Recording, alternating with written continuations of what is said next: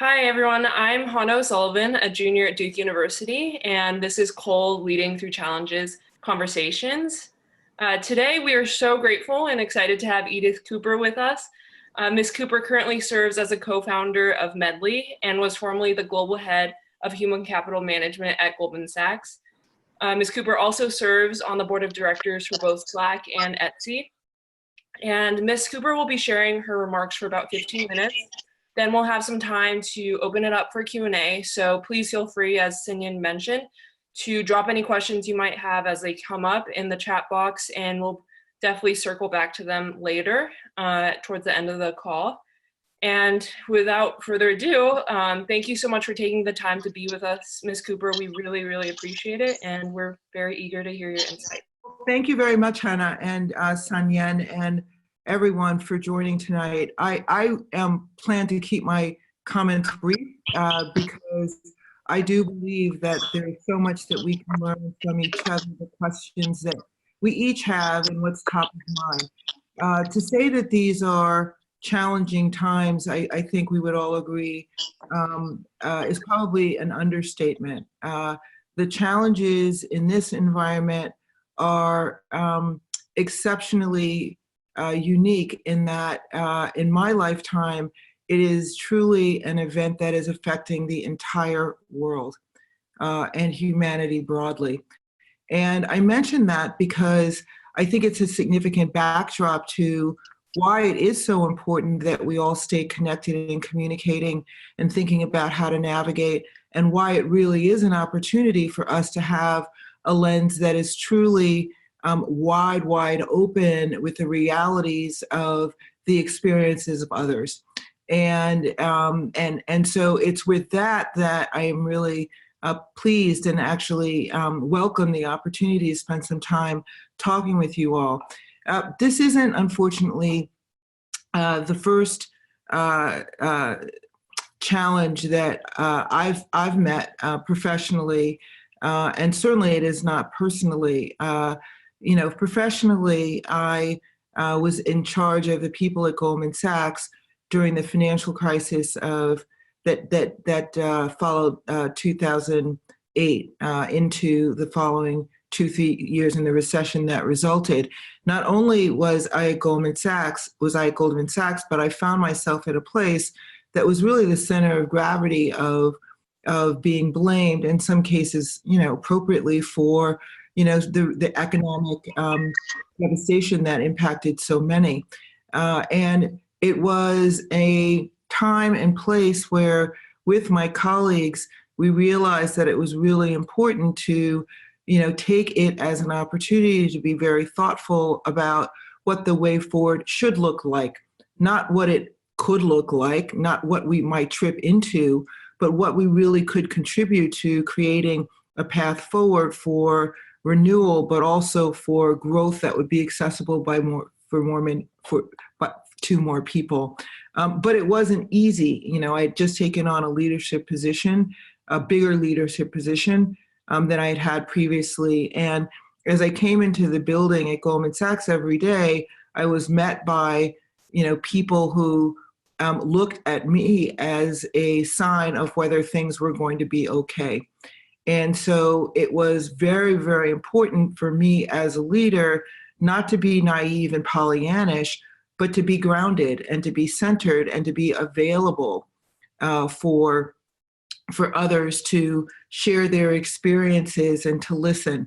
I'll share now, I had a terrific surprise the other weekend, and I wrote about it actually on LinkedIn. My phone rang, and it was actually FaceTime from Sonia. It was Sunday morning. I was in my pajamas. I was like, really? Like, should I answer? Should I change? Maybe I'll call her back. But thankfully, I really answered because, it was really an opportunity for us to just sort of chat about what do you say and what do you do, in times like this. And we both sort of agreed and nodded that sometimes it's better, to just take a pause and to listen and to be available. And so as a leader during challenging times, it's important to be present, to listen, and not to be quick on the advice giving, but be quick on the consideration and really taking in other people's perspective and empathy. There were other things that were important to me then that I carry over to today that really have helped me be resilient during difficult circumstances. I have always felt, and it's particularly exaggerated in challenging times, that connecting with other human beings makes all the difference in the world. It gives you another perspective. It enables you not only to provide comfort, but to get comfort yourself. And so, resiliency for me means that it's a time where you don't go into yourself and into recluse, which is difficult when you don't leave your house or your room. But just to reach out to make sure that you're staying in touch with things that matter to you and people that you care about. The other thing that has been very helpful to me is a sense of focus and purpose. And I actually am very thankful to you all and your colleagues who are in university and graduating now, who continue to require that companies and people give you a sense of the purpose of what you're doing and the work that you're doing. And that is really, really critical in times that are filled with uncertainty. Now, you can get carried away with that, to be quite frank. You could ask yourselves questions like, what is my purpose going to be for the next 5 years, and how does it always fit together? Well, quite frankly, that's kind of tough, particularly right now when I'm not even exactly sure what's going to be like in 5 weeks, let alone 5 years. And so when you're asking yourself the question, or when I've asked myself the question, is this work purposeful?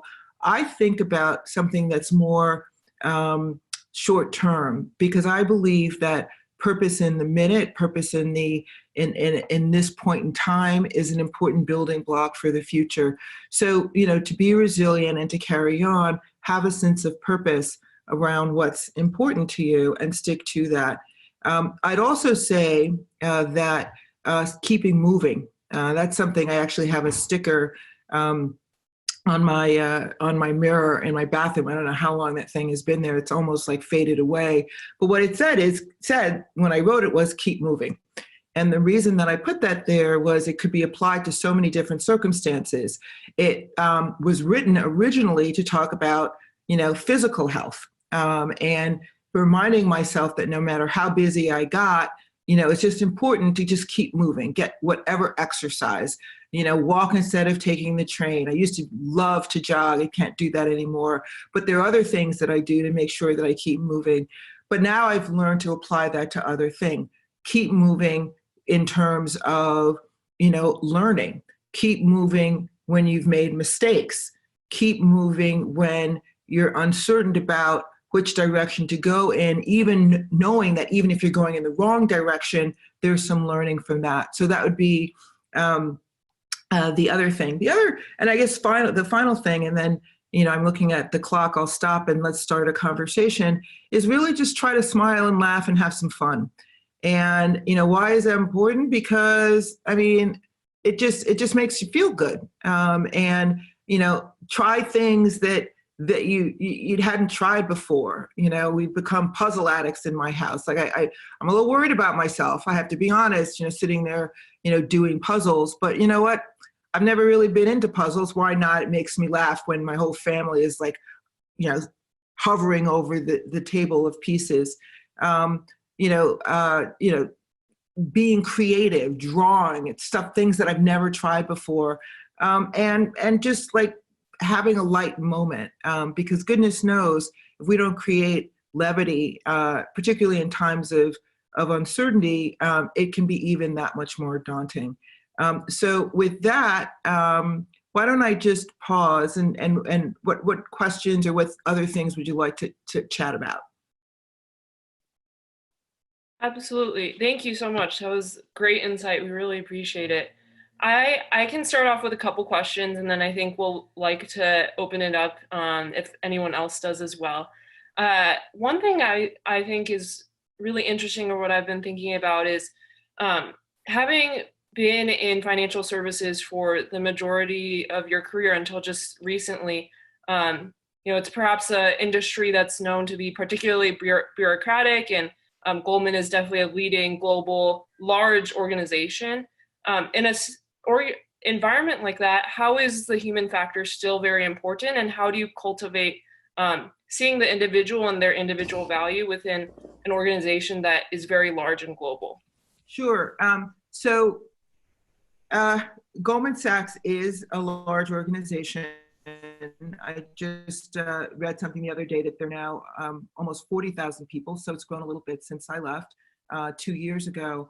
But when you really think about the value proposition for Goldman, it's really all about the people. And I don't say that to just use it as a cliche, because what does the firm do? It doesn't, it's not a factory. We don't make I still say we. So that tells you something about the culture of the place, that I still refer to it as the firm and we from time to time.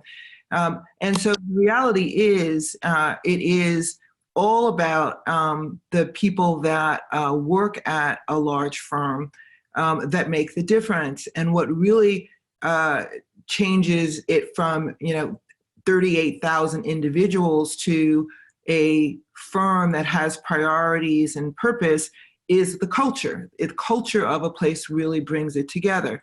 Now, I'll be frank, there are processes in place. There's organizational constructs that make the place work.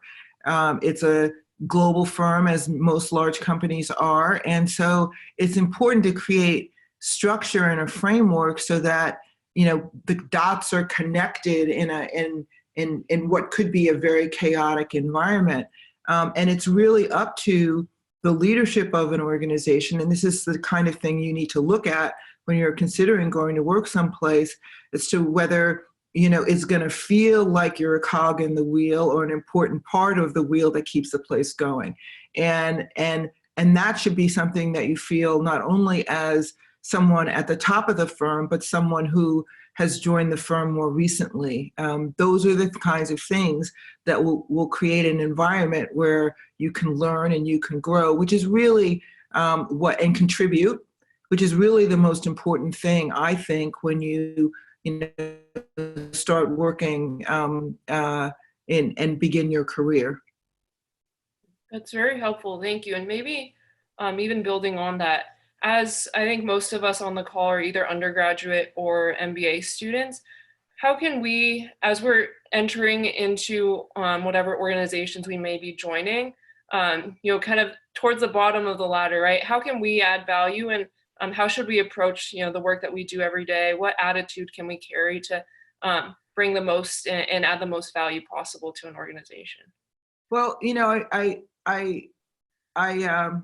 think that this community that's gathered tonight has already figured out the basics, right? And because you are associated with an incredible institution and you're surrounded by very, very talented people who are, like you, there to learn and to move forward and to contribute. And so, that's something that you're accustomed to and excited and comfortable with. And you should take that to whatever place you go to work. You should take that thirst for being excellent, and in being excellent, doing the work to be prepared and making and developing relationships that will benefit you, but that will also benefit the organization. It is sometimes understandable when you are in a new area or a new environment to sort of put your head down and study for the exam. But that's not what success in the workplace, quite frankly, that's not anymore, I would imagine, what's successful in an academic setting anymore. You have to pay attention. You have to pay attention in what's being said, what abilities that you see people that you'd like to emulate, and what are those abilities that they have. You have to know when to ask for help, because you probably in many instances are going to feel uncomfortable because you won't know the answer, but you've got to get comfortable being uncomfortable. That's what growth is all about. So those are some of the things that I would consider keeping in mind as you go on to the next thing. Great, thank you. We are getting some questions in now. Maybe I'll start with Sharik's question. He asks, when you don't know the timetable of how long a challenge will last, what are some strategies we can implement to keep moving? As you mentioned, I think it's really salient and good advice. What are some strategies that you've enjoyed implementing, and some ideas for us to try and implement in our own lives? Well, the thing is that there is something that we do know, and that is that this too will evolve.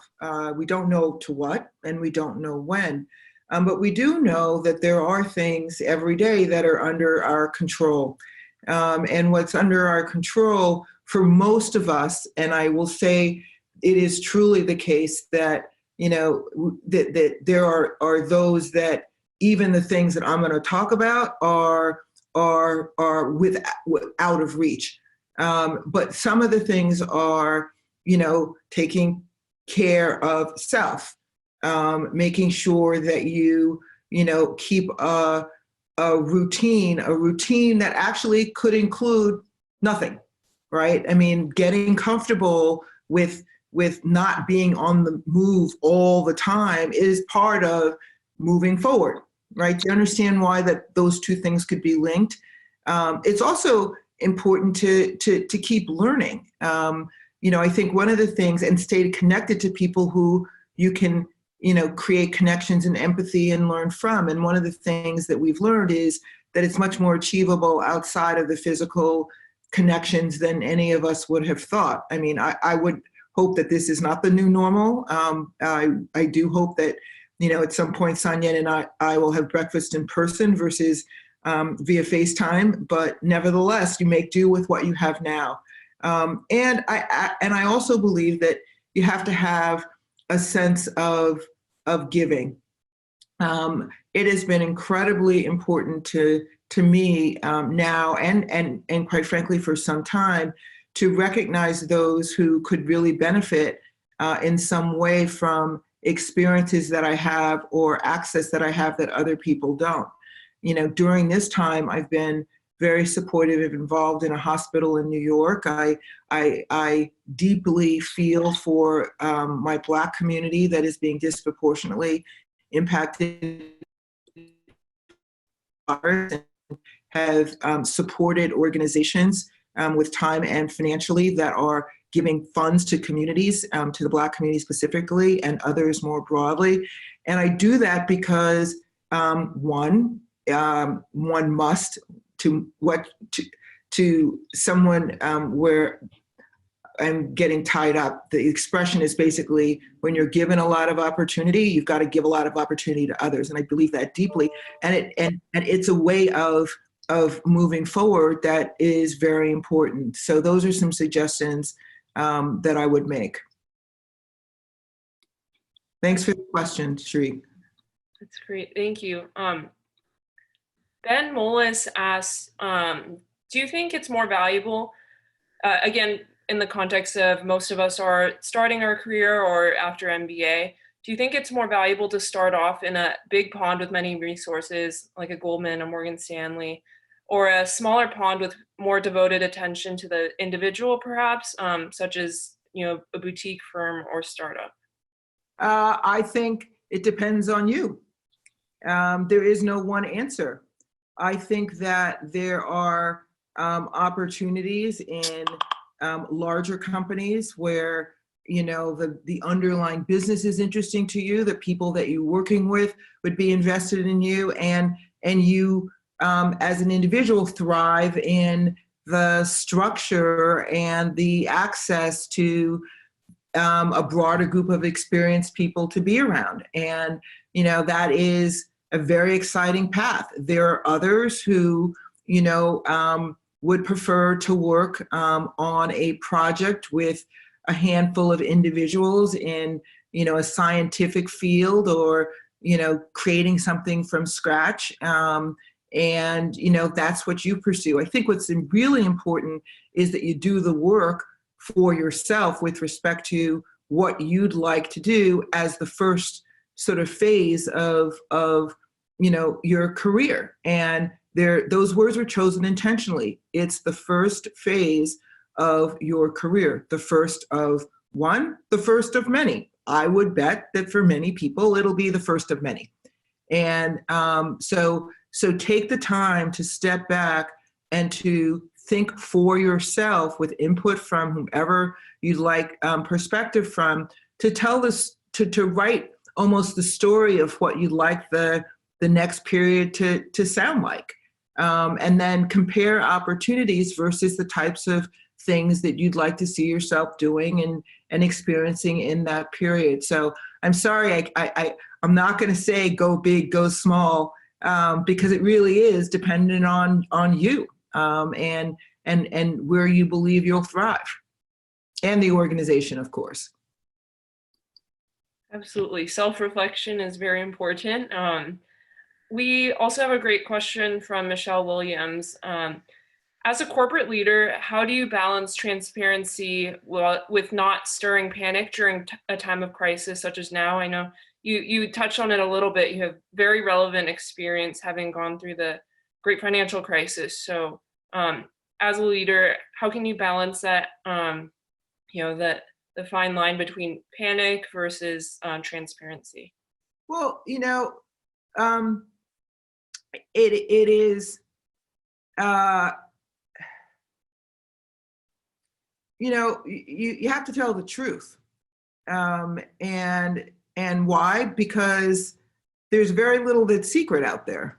And if you don't tell the truth, and if your people don't trust you, the rules of engagement are broken.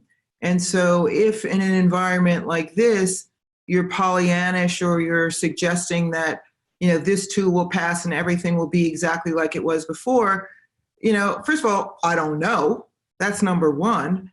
So, and number two, I'm not sure that sounds entirely plausible. But the key thing is I really don't know. And as a leader, that's one of the things that you've got to get comfortable with. You've got to get comfortable, recognizing the challenges, but also being honest that you, like everyone else, don't actually know what's around the corner. But what's most important, I found, during the financial crisis, and I would say is true now, is to just continue to keep people focused on the mission and the tasks at hand, because those are things that you can control. And so, so let the people whose job it is to, think out 6 months, do that.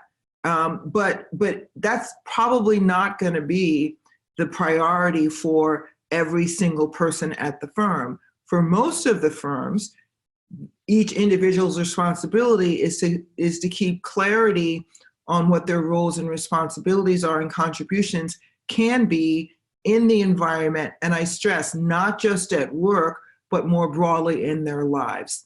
And those are the things that I think you've always got to be honest about.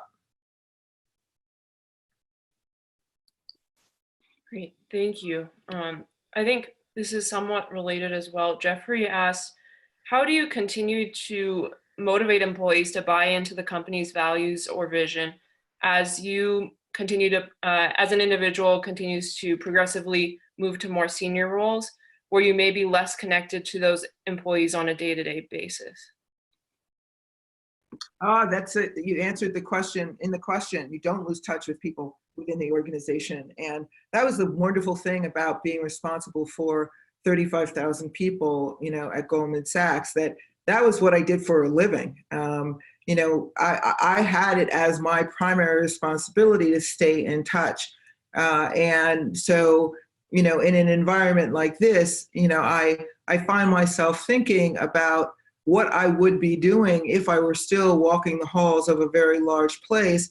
And honestly, it would be, I'm sure, what I did then. I wouldn't be walking the halls, actually, but I would be spending my time listening and learning, and, translating what, I've heard and learned throughout the firm to help create things that would facilitate connectivity between all different levels of the firm. I mean, I was always really intrigued by how critically important it was as I got more senior to stay in touch with those that were the most recent joiners of the firm. Because if you think about it, I mean, I've been working for a long time, even to this day. And, you know, I always thought that my greatest sort of insights didn't come from, you know, my colleagues at the top of the firm. They really actually came from, you know, people who were coming into the firm with new, fresh ideas and perspectives. And because that's actually what's going to move things and commerce forward in the future. And so, you know, there's that incredibly powerful tug that I've always felt, and I think great leaders generally feel, to getting outside of their narrow lane and creating opportunities for conversations, you know, to sort of understand what's top on people's minds. You know, that's why it was always so wonderful to come down, you know, when Sonia gathered folks for the coal meetings, because, you know, I was able to not only interact with leaders from all different walks of life, from sports to military to business, but I always was excited about spending time with students, because, you know, that was what I thought about on the plane ride home. Like, God, you know, that was a really interesting question. Why did a person ask that question? You know, and what was behind it, and what don't I understand, which led to 5 more conversations. My colleagues used to hate it when I was out talking to students, because they were like, oh gosh, here she comes. She's going to have a laundry list of things that we should start thinking about. So that was a little lengthy answer, but it's something that I care deeply about, and I think all good leaders have to do, which is stay in touch with the future, and you all are the future. Absolutely. Thank you. You know, we really appreciate, as students, we really appreciate those experiences. I was lucky to go to the Colt conference last year and met some incredible people, and it's definitely a great part of our development and learning. So we thank you and all of your peers as well for taking the time to speak with us. I think another great question we have from Caitlin is, should or how does a company maintain its values and missions during this challenging time where I'm sure, you know, attention is really diverted in many different directions? For example, pledging to sustainability and diversity when we you know, face these other issues that are now kind of top of mind. I think these things are, I think sustainability, diversity, and commitment more broadly to society is actually more critical now than it ever has been before. And you could hear it when you hear CEOs speak. You can hear it when the CEO of Marriott, who, you know, has pancreatic cancer, but he seems to be rallying back, you know, does a video to his colleagues, and, you know, his shirt is a little bit loose at the collar. You know, he was practically in tears because, you know, here he is in charge of a company that is under great duress, and nevertheless still feels committed to providing for his employees and for their customers. I mean, really, that is incredible. And so I think that this is a time where we have to not just continue to pay attention, but even pay more attention to these things that matter to people, because what we've learned is that, you know, it is all of these things that make up someone's existence, their work, their families, their interests, their communities, that all have to come together for people to feel grounded and to prosper and to move forward. And when those things are not connected, even in times of duress where you could say, listen, you know, they don't matter. The most important thing is that we stay focused on X. You know, that's not going to keep people getting on a Zoom call. That's not going to get people thinking around the corners. That's not going to motivate people to you know, try to be helpful to other people around them who are really, really struggling. And those things are critically important always. But now, I mean, it is one of the bright spots to societies all over the world that you're seeing example upon example of where people are putting other things first. And so, and honestly, you know, to conclude on that question, please continue to hold us accountable to that, right? Why do you think that there is so much more commitment to sustainability and diversity and climate and other things? Because you all are insisting that companies and organizations not just talk about it, but actually represent it. And so please do keep asking those questions and pushing organizations forward, because it will make a difference. Great, thank you. That's wonderful. We have one more question in the chat from Rohan. He asks, sometimes in this type of situation, as individuals, we may feel powerless to make positive change. We really enjoyed hearing what you've been doing in your local community to give back and to support. But where do you feel like maybe us generally as individuals, we might have the most power now to make a difference? And you know, again, that's from us as kind of a starting level in our careers. And how can that change as we rise through the corporate ranks?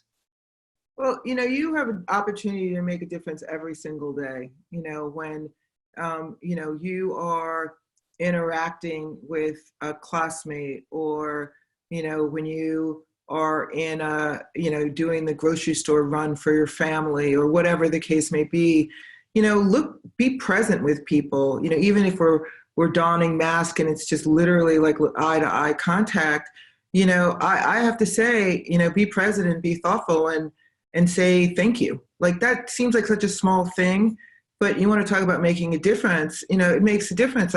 You know, people, you know, like to be seen and like to be recognized. You like to be seen and recognized. And so, you know, those small acts of kindness really matter. Find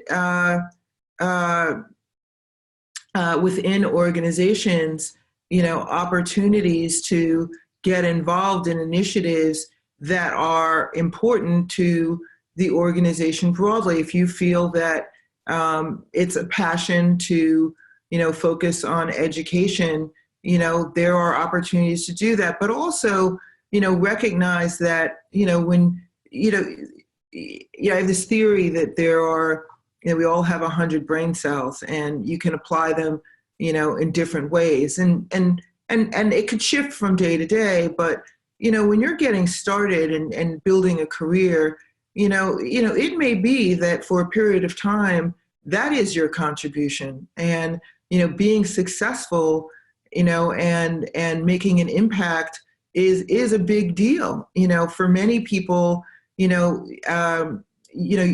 there are many people who are going to be leaving universities who are the first generation graduates of college in their families. I mean, like, what, you know, you're doing something every day. You go to class and you know, get closer to that graduation. You are making a contribution, and every day you show up at work in a job that you couldn't have imagined, or that you couldn't have, you know, that your family, you know, couldn't have foreseen. You are making a difference. And so, you know, like, count the small stuff and the big stuff. You know, as you become further progressed, you'll see opportunities to get involved and get engaged. But you always, always, always, from day one, have an opportunity to pay attention to others and have empathy for other people's experiences, and keep learning and gaining perspective on those things. So Edith, you had started off this conversation with the Goldman Sachs story of, you know, following the 2008 financial crisis became an opportunity for Goldman to pause and reimagine what it'd be like, a new story, how it will be changed through the crisis. And we're at this point where we know people change people, experience like this that we're all experiencing right now should change us. If we go back to being exactly the same person we were before, I think we would have failed, right? So curious, how will you be changed? I know you reflect a lot. How will you be changed? Because you have a choice. Yeah, I'm gonna double down. I'm gonna double down on humanity, um, and I'm gonna double down on a passion that I have for the potential of what happens when human beings really connect, and share ideas and innovate. And I'm going to do it unabashedly. You know, the thing that I'm probably most proud of, in the post financial crisis era, which I think we are seeing in the midst of this devastation, is that it enabled me and other leaders to start pushing the organization out of old habits, like, you know, we did it this way, so people should do it, and it's about, you know, millennials wanting a medal, and, you know, blah blah blah. But in the truth, it was a lot of blah blah blah. It was us not actually paying attention to what our colleagues were asking. And, you know, I was being asked often, you know, do you find purpose and meaning in your work? I mean, I have to say, you know, in the ancient times of when I got started, you know, you're in the orientation of your new job with 2,000 people in, you know, on the phone around the world. And you have, that's your question. Do I find purpose in my work? I mean, it's like, and I had, that was the number one question. The second question was that started to come up over and over again was, are you able to bring your real self to work? And I have to say, I kind of bobbled both of those things. You know, the first one was a little bit easier because I cared so deeply about creating an environment where people could be successful from different perspectives. So that one, but my real self to work, I was like, this is my job. Like, what are you talking about? Like, you know, on the weekend, my real self is like jogging shorts and a t-shirt. Like, I don't even know. But the more people asked that question and the more like I really got into it, it wasn't like it was like, I am who I am, and I'm willing to trade that for what appears to be the type of person or the style of person that's successful. And is this organization smart enough to flex itself, to take it so that I could be my best self? And I have to say that learning for me came from those people who were getting started, who had experienced, you know, the financial crisis from a different lens. And so I would say that about this environment, you know, like I'm doubling down on the significance of people, as my son says, you know, knowing his truth. I was like, what are you talking about, knowing your truth? I mean, I was like, but you know what? Let him know his truth.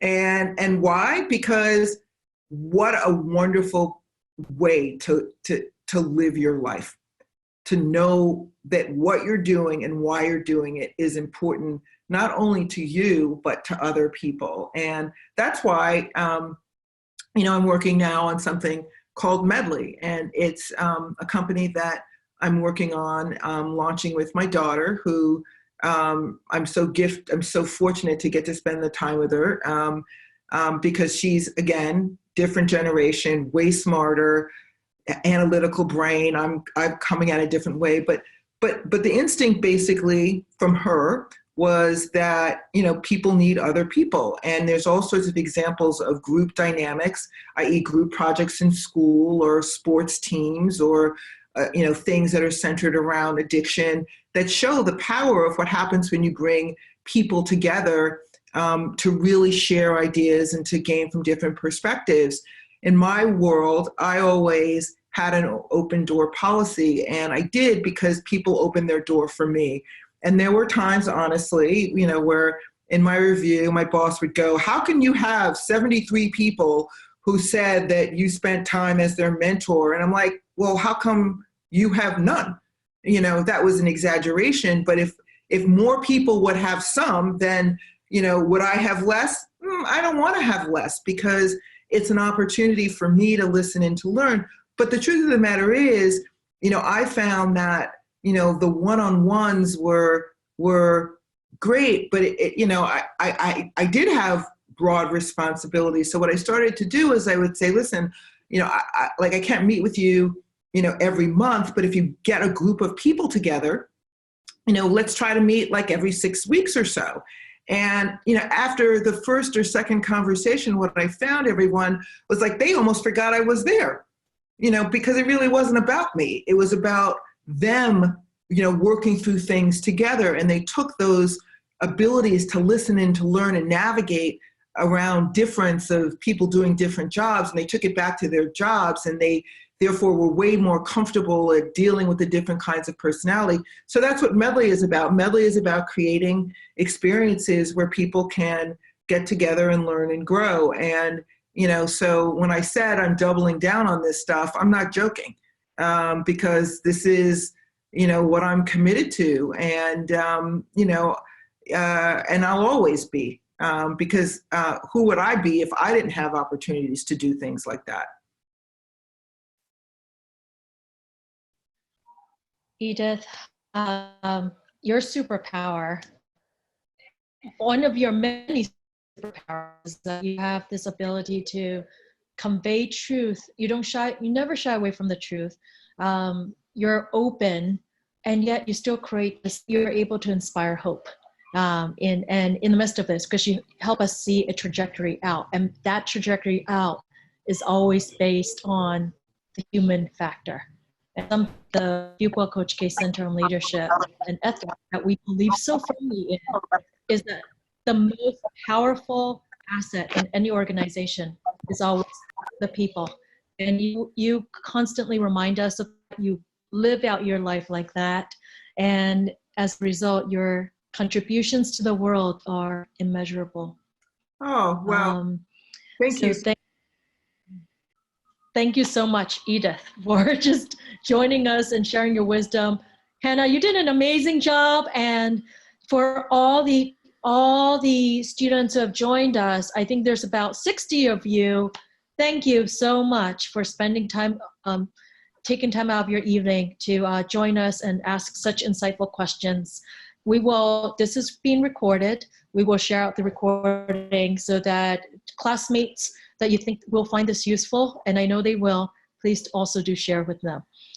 Tomorrow, or in the next 2 days, you'll also see some follow-up articles, including the ones that Edith has written, and also some follow-up key takeaways. But thank you all so much for being a part of this. Thank you, everybody. Thanks for spending time with us. Bye-bye.